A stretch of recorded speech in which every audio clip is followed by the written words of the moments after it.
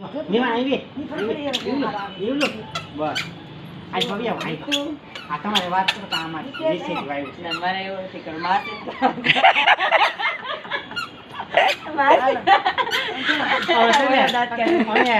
લાલો છે ને લાલુના મમ્મી છે ને મમ્મી ની મામા કોઈ બેનું થાય એની ઘરે આવ્યા છે અને આ અમાર લાલુ છે ને એના પાટલાવ થાય છે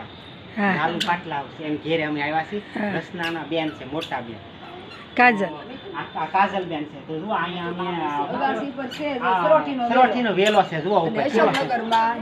ગીતાબેન આંબલિયા ઘરે એમ કે બેન આંબલિયા સાવરકુંડલાના એને ઘરે આવ્યા છે જો કેવો છે વેલો અગાસી પર ચડાયો છે વાળી સણોઠીનો સફેદ સરોઠીનો વેલો છે સફેદ સરોઠી છે તે બાવ તો બેઠી ને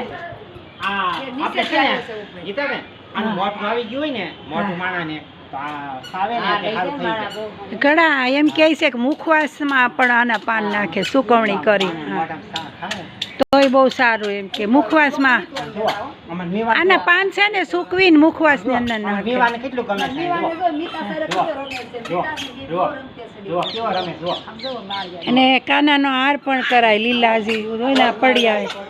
જો અમાર મેવાન જો બહુ પડી આવ્યા છે સફેદ સરોઠીને કાનાના હાર કરાય ને હા જો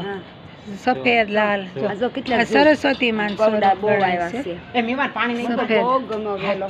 નાનો હટે જો અહીંયા વધારે માંડવો છે વધારે આ અહીંયા ઓલો ઉપરથી વેલા આ બાજુ જ ચડાવ્યા કર્યા એટલે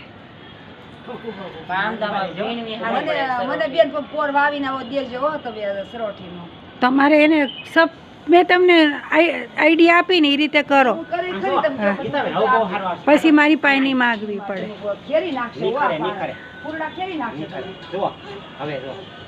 આવજો કહી દે કાકા. બાય ટાટા તાતા કહી દે સી યુ